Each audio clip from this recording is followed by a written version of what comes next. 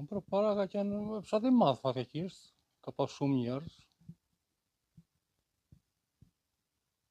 Ardhen e demokracisë, më sa fillon po lëvizin një ikën, kush në për qytetet e kush në emigrim. Tani kemi ngelur ne që jemi këtu, po thotë të rinj s'ka fare, mund të jem 4-5 veta. Në gjithë fshatin. Në gjithë fshatin. S'ka. Jo, ne. Na dym për shpirat, plejt. Ne vim vërdall këto që punojmë me Ulliri. Me sa shikoj ti ke edhe një biznes standing këtu. Si sepse e shoh që ke mbyllur. Mbyllur, s'ka. Nuk ka, është mbyllur. S'ka njerëz më çfarë do bëj biznes. Mbyllur. Po si e siguroni jetesën?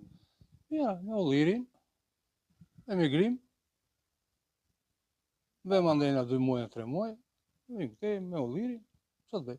Po me Ullirin apo dhe me prodhimet e tjera bujqësore, si a dini? S'ka, këtu vetëm Ulliri ka. Vetëm Ulliri është. Ja vetëm me gruan që mbledh Ullir. S'ka një. Po pjesa tjetër e fshatit? Po thënë përgjithësi kështu është. Përgjithësi kështu janë.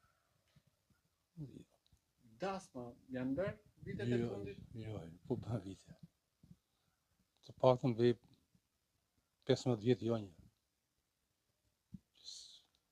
Dasma. Jo, le keni humbur traditën e dasmës. Këtu, pavarësisht se çunat kanë ikur gjithë në emigrim, po mund të ketë të bëj 25-30 çuna për martuar. Sipas jush, cilat janë shkaqet që ju jeni në situatë? Shkaqet tani dihen. Njëra para rruga, që shpresojmë, më thënë e bëjnë tani. E dyta që uji erdhi, një vjet mund ka ujë, nuk kemi qamin tani. Të tjera kanë punë e bujqësisë tani e bën Ullirin me mbledh, e bën vaj, ngelet vaj në shtëpi nuk shitet.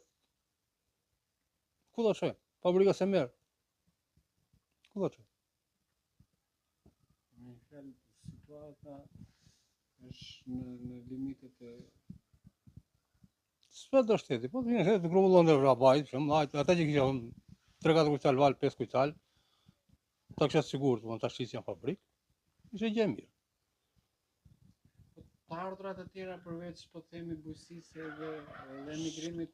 S'ka, nuk ka të tjera. S'ka të ardhurat. Emri si kisha? Dashnorago. Dashnorago.